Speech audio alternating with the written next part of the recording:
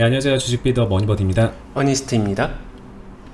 저희 방송을 계속 보신 분들은 아시겠지만 어니스님의 그 주식 노하우, 주식 방법이 수급에 되게 집중이 되어 있죠. 수급, 파동, 이런 이 두 단어로 되게 요약이 될 정도로 많은 비중이 그쪽에 가 있는데 뭐 이런 궁금증 들지 않으신가요? 어니스트님은 처음부터 이렇게 매매를 했을까?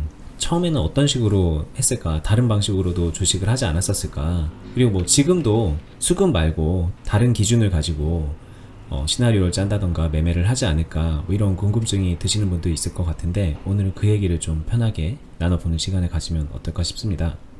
네, 간단히 말씀드리면은 예전에 과거 영상에서 제가 훈련을 하고 배운다는 거는 스노우보드 타는 걸로 비유를 했었죠. 뭐 비슷한 것 같아요. 그러니까 제가 지금은 수급과 파동을 완전히 이해를 하지만 당연히 저도 병아리 시절 때는 수급과 파동을 완전히 이해하지 못하는 상태에서는 막 수급과 파동을 활용해서 되게 적극적인 매매를 못하는 시절이 있었겠죠. 그럼 그때 무슨 매매를 했냐면은 네, 제가 이거 좀 정리를 해놨는데요.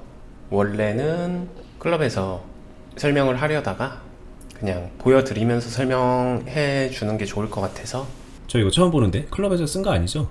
아니에요. 그러니까 네네. 원래 클럽에서 교육을 해주려고 자료 만들었다가 네, 지금 이야기 나오다가 이 이야기를 같이 해주면은 설명이 더 도움이 될 것 같아서 이야기를 한 거고요.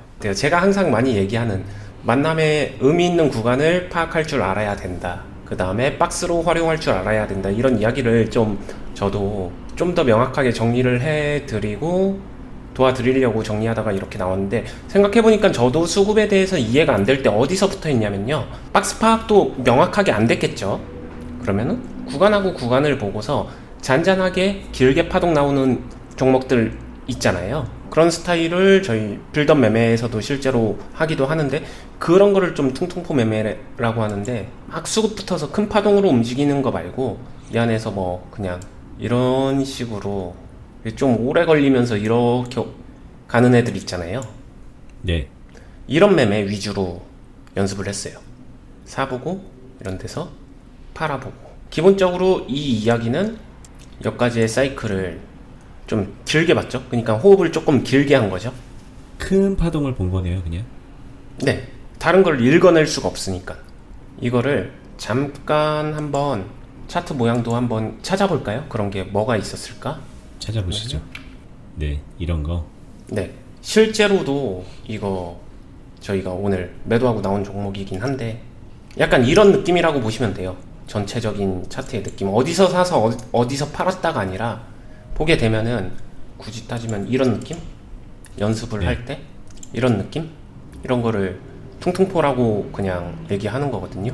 투박하게 매매해도 매매가 가능한 종목의 애들. 이런 거는 퉁퉁포가 아니죠. 보시면은 이미 여기서 차이가 나죠. 네. 얘랑 얘는 다르잖아요. 얘는 옆으로 길게 가지만 얘는 위아래로 높게 가잖아요. 네. 얘는 파동이 큰 거고 얘는 파동이 잔잔하게 길게 이런 식으로 가는 거고. 그래서 이런 애들을 먼저 하면서 많이 관찰을 했다라고 보면 될 것 같고요. 근데 네. 이 당시에 이런 거에 눈 안 갔어요? 이게 인간의 본성에서 어긋나는 얘기를 하시는 것 같아서. 갔죠. 이런 거에 당연히 눈에 갔죠. 이런 느낌일 것 같은데, 얘는 훈련되면서 정확하게 해낼 수 있는 거고, 얘는 해보고 싶어서 하는데 계속 미궁이었죠. 매매하는 건 자유지만, 매매를 하면서 제가 여기서 막 쌓여지는 게 없는 느낌이라고 해야 되나? 해보기는 하셨는데 네. 뭔가 이제 돌이켜서 생각해보면 저기서 내가 뭔가를 나를 발전시키지는 않았던 것 같다, 그런 얘기시기도 하네요. 호기심의 충족 정도. 네, 맞아요. 네. 그런 느낌이라고 보시면 될 것 같아요. 네. 근데 이제 내가 제대로 주식이란 거를 좀 의미 있는 주식을 한 거를 돌이켜서 생각해보면은 이런 경험을 했던 것들이 더 다음 단계가 있었던 거다, 이 얘기겠죠.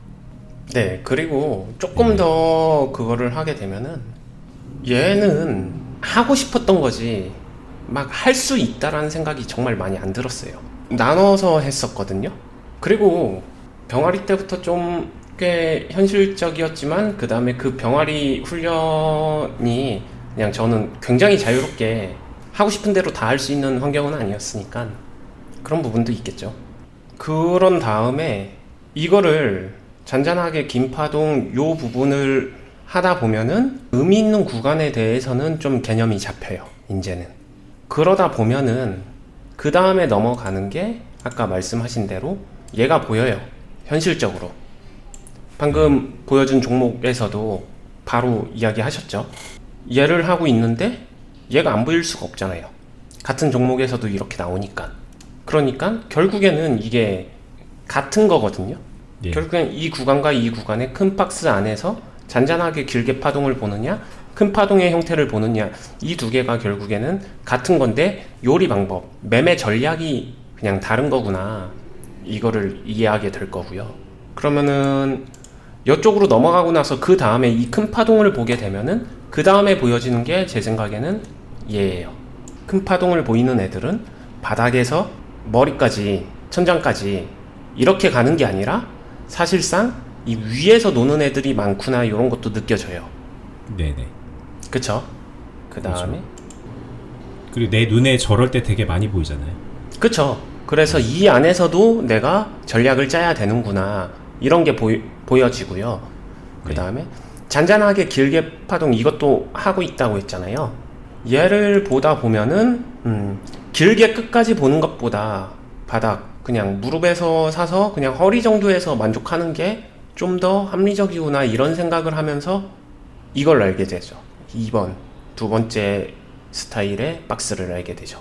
단기 저항이 중간에 존재하고 이 구간의 바닥에서 구간의 천장까지 다 올라간다는 건 참 힘든 거구나 이런 거를 알게 되는 거죠. 그리고 이 두 개의 스타일을 다 조합하게 되면은 두 개의 요리법을 알게 되면은 신기하게 이 애매한 중간에서 놓여있는 이 박스를 내가 만들어가는 마지막 3번이 완성이 되는 것 같아요. 이건 뭐 스타일도 없어요. 그냥 물에 물 탄 듯 술에 술 탄 듯. 박스를 만들어 간다고 표현하셨는데 네. 그냥 그 지점에서 내가 일종의 박스를 캐치해서 그쵸.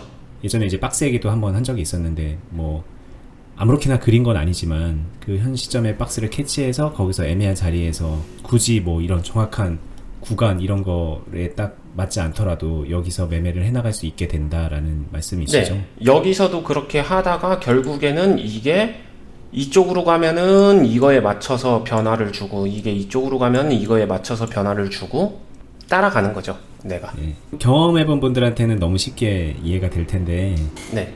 이거 지금 이제 배워가시는 분들이 들으면 진짜 뭔 얘기인가 싶겠네요. 이게 네. 완전 자기 마음대로 해석하실 것 같다는 생각도 좀 듭니다.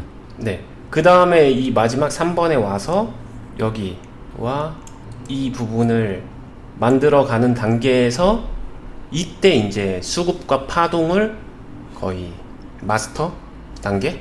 그러니까 마스터라는 표현을 썼다고 해서 다 아는 건 아닙니다. 자신의 수준에서 마스터 단계가 오게 되면 이게 되게 명확하게 보여지니까 이 프로세스를 한번 말씀드린 거고요. 초보분들한테 그리고 처음에 시작할 때 어떻게 하면서 따라하고 쉽게 갈까라고 하게 되면은 이거 쉽게 정리하게 되면은 제가 동그라미 친 것만 봐주세요. 구간 나누기 해보고 이 구간과 구간 이 큰 박스 안에서 자기가 그 안에서 최선을 다해서 무언가를 해보세요. 그게 빠른 거든 느린 거든 빠른 거와 느린 거는 둘 중에 하나만 고집하는 편식을 하지 마시고 둘 다 해보는 게 좋습니다.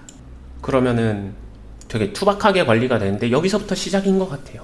이게 어떻게 보면 걸음마 단계인데 이 걸음마 단계를 건너뛰고 나는 이 부분을 완벽하게 이해하고 싶어라고 하게 되면 좀 경험치와 순서가 필요해요. 제가 항상 경험치 얘기나 어느 정도의 시간과 숙달됨 뭐 이런 용어들을 계속 반복을 하는 이유가 이 사이에서 할 수 있는 최선을 해봐야 그 다음에 아까 말씀드렸던 대로 큰 파동을 하고서 조금씩 넘어져 보면은 그 다음에 이 1번 형태의 박스가 보이기 시작하고요. 잔잔하고 긴 파동의 매매를 조금이라도 해보면 그 다음에 2번 형태의 박스가 보이기 시작해요. 근데 지금은 자신의 눈이 볼 수 있는 게 이 큰 거를 볼 수밖에 없거든요. 여기 이 안에 미세한 세분화된 박스를 이렇게 세분화 시켜 나가는 게 쉽지 않을 거예요. 처음에는. 경험이 쌓여야 보이는 박스들이기 때문에 이거를 너무 지금 당장 공부해서 무리하게 보려고 하시기보다는 그냥 자연스럽게 4번부터 시작을 해보시고 4번도 진짜 정말 초보다라고 하게 되면 이 4번도 잘 안 보일 거예요. 왜냐? 이 구간 자체를 못 나눌걸요? 나눈다곤 나누는데 이상하게 나눈다던가 뭐 완전히 맥이 다르게 하는 경우가 많이 있죠. 예로 들어서 설명하는 게 나을 것 같아요. 어떤 식으로 하는지. 보통 초보분들이 실수하는 그런 것들을 좀 원희님이 보여주시면 좋지 않을까요? 네, 그러면 이거 가지고 한번 해볼 때 지금 최대한 화면을 넓게 본 상태에서 위쪽으로 뭐 2만원 정도? 이런 종목들은 쉬워요. 그리고 되게 딱딱 잘 떨어지는 종목 중에 하나거든요. 뭐 밑에도 볼까요? 더 길게 보면은 보일 것 같긴 한데 그냥 이렇게 가장 많이 하는 선 5개로 한다라고 하게 되면 6,000원, 만원, 14,000원, 18,000원, 22,000원. 근데 이게 조금 헷갈릴 수 있는 게 이런 식으로 나눌 수도 있고요. 이거는 조금 해석을 다르게 할 수도 있을 여지는 있어요. 여기를 버리면은 그냥 만원, 15,000원, 2만원으로 보는 사람도 있을 것 같거든요. 그림이 무조건 맞다 틀리다가 아니라 이 근처로 와야 되는데 그러면은 이 전과 후에서 가장 차이가 나는 이 15,000원 부근을 보게 되면 15,000원이나 14,000원이나 어차피 선을 얼로 그었던 간에 둘 다 오차범위 안에 있다라고 보여져요. 결국엔 그 근처 어딘가에서 무언가 이런 눌림이든 뭐든 어떤 특정 현상이 생긴다는 거고 최근 차트 모양에서는 이쪽이 조금은 더 자연스러운 모습이 보여지긴 하고요. 그렇기 때문에 이것도 2만원보다는 이런 식으로 볼 수 있지 않을까 생각은 하고요. 그리고 네네. 중간에 2,000원 부근, 12,000원, 16,000원 이런 데가 좀 보조선적인 역할을 하겠죠. 뭐 이렇게 구간을 의미 있는 구간들을 찾아가면서 이렇게 선을 긋는 건데 제가 자주 많이 보는 뭔가 되게 애매한 사례가 뭐냐면 이런 식으로 시야를 좁게 만든 다음에요. 그죠. 대부분 요렇게 하시더라고요. 처음에는. 막 끊는 거예요.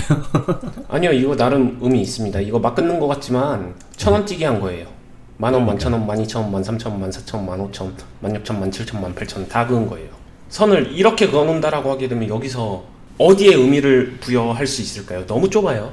모든 구간이 이제 의미가 있으니까는 길을 잇는 거죠. 근데 의외로 많아요. 이렇게 자잘한 거에 모두 의미를 부여하려고 하는 그렇죠. 이런 거는 마음이 급한 것 같아요. 이거는 네, 빨리빨리 좀 순환시키고 싶은 마음도 있고 네, 그러니까 이제 막 긋다 보면은 진짜 1,000원, 100원 단위로 막 이렇게 긋게 되는 건데 네, 방금 그 말이 이해가 저도 되거든요.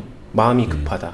근데 그걸 다르게 말하게 되면은 내 마음이 급하다고 해서 이 종목이 그렇게 움직여 주길 바라는 건 원트고요. 진짜 그렇다라고 하게 되면 오히려 이거를 정확하게 그어놓고 파동이 큰 종목을 찾아야 되는 거죠. 이 캔들의 키가 큰 애들, 크고 네네. 작고 이 등락이 큰 애들, 움직임이 위아래로 큰 애들을 찾아야지 내 마음 급하다고 이거 모든 구간에 의미를 부여하게 되면은 이거를 나누는 의미 자체가 상실을 해버립니다. 그래서 알겠습니다. 이런 게 대표적으로 나쁜 사례. 알겠습니다. 자, 요 얘기는 이제 여기서 마무리 이제 하고 그 구간 나누기를 이런 식으로 해봐라. 이제 여기서부터 시작해라라고 이제 다시 돌아가서 얘기를 해볼까요? 네. 이 구간들을 그래서 어느 정도 찾다 보면 처음엔 이 구간이 그리고 틀리기도 할 거예요. 당연히 틀립니다. 어떻게 처음부터 절대 음감도 아니고 만약에 노래 배울 때 음을 잡다 보면 틀릴 수 있죠. 근데 틀려가면서 맞춰가듯이 구간도 마찬가지입니다. 틀릴 수 있어요. 근데 아 틀렸어 안 해 창피해 이러지 말고 계속 해보시다 보면은 스스로 그 감을 찾아갑니다. 제가 감이라고 얘기하지만은 이거는 못하는 사람보다 결국에는 하는 사람들이 훨씬 더 많기 때문에 어렵지 않아요. 무서워하실 필요 없고요. 이걸 찾게 되면 그 안에서 이제 어떻게 흘러가나 보세요. 자기가 구간을 한 것 중에. 그러면은 제가 아까도 말씀드렸지만 거의 대표적으로 이렇게 잔잔하게 길게 가든가 아니면 큰 파동 크게 이렇게 움직이던가 대표적으로 두 가지로 분류하게 되면은 이런 형태로 분류가 돼요. 이 두 개는 다른 애예요. 성격이.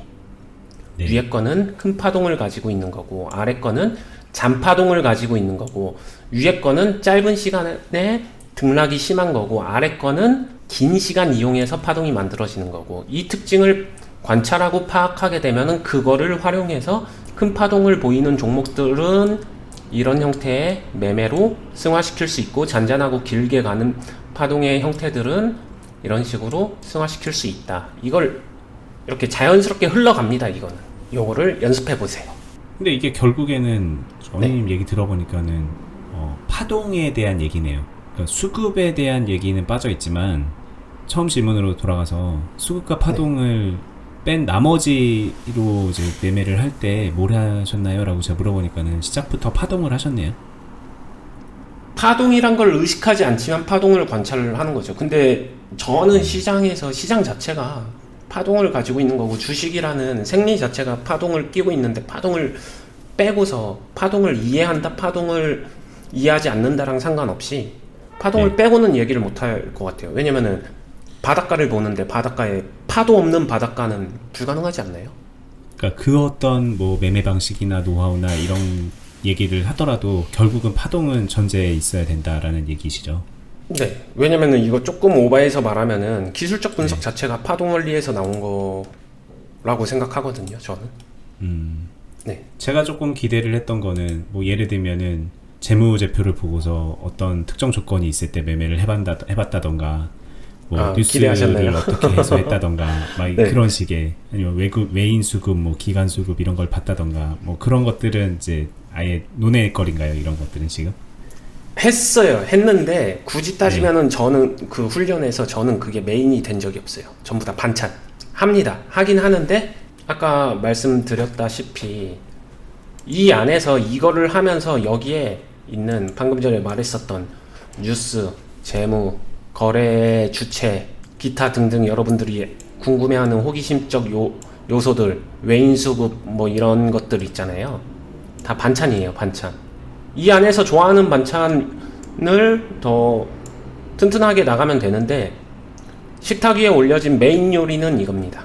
이건 다 반찬. 다르게 말하면은 없어도 매매하는데 큰 지장은 없어요. 있으면은 뭐 살을 붙여줄 수 있는 요소는 있다라고 생각합니다. 네. 근데 제가 하지 않는 한 가지 팁은 이 반찬 요소 때문에 여기에 시간이 더 걸린다, 되게 많이 과하다라고 하게 되면 저는 그걸 축소시켜요. 축소시킨다를 좀 직접적으로 얘기하게 되면 차라리 그 종목 매매를 포기합니다. 안 합니다. 그렇군요.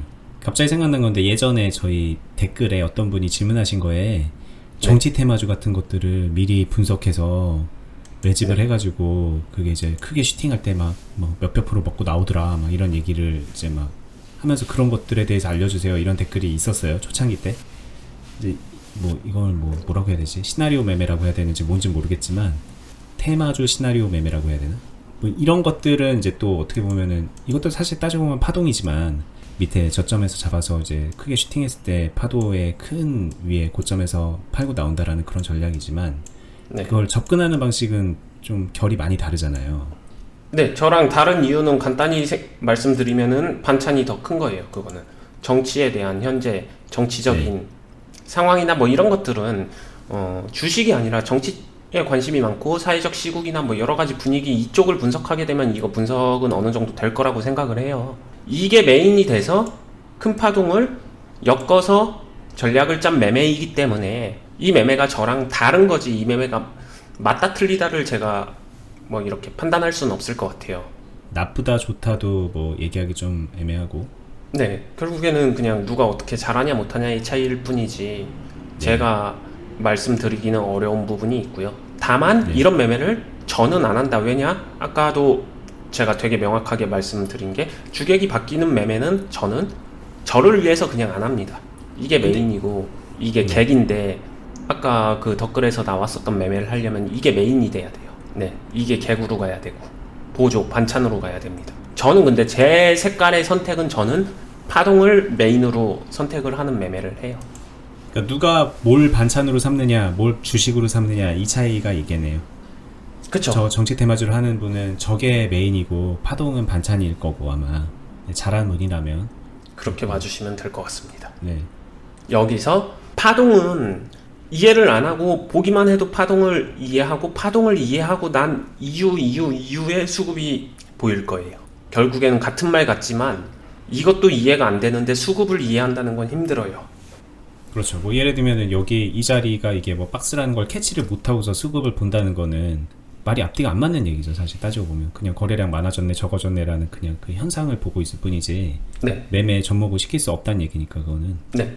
그래서 제가 보통 많이 얘기하는 게 관찰이 훈련의 첫 스텝이다 라는 얘기를 많이 해요.